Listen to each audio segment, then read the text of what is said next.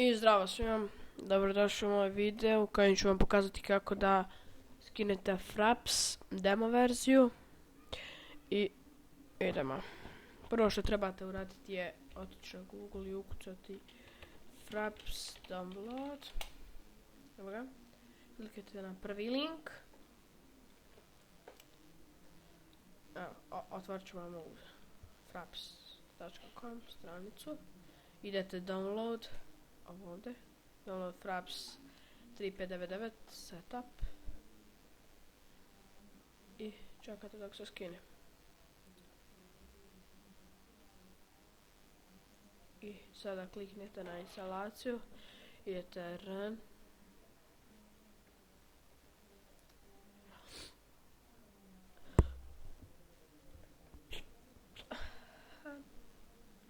Okay.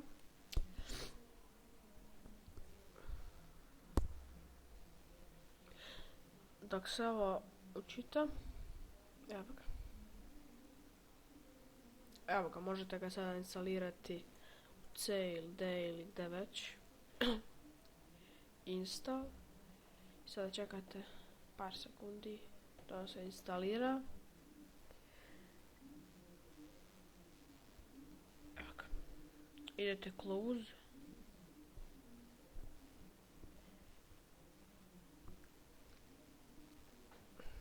I to je to. Evo ga. Fraps je tu. Izvinjavam se zbog ovog. Mnogo mi štopa na kompjuteru nešto. Evo ga, Fraps.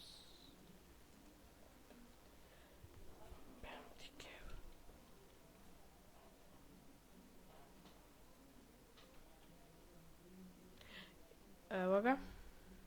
Kliknite na Fraps AB koliko mi štopa nešto.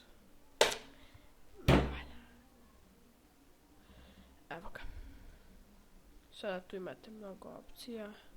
Screenshot, movies, VPS, general, start Fraps,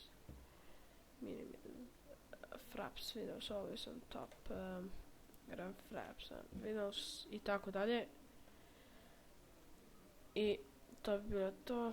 Vidimo se u sljedećem klipu. Zdravo.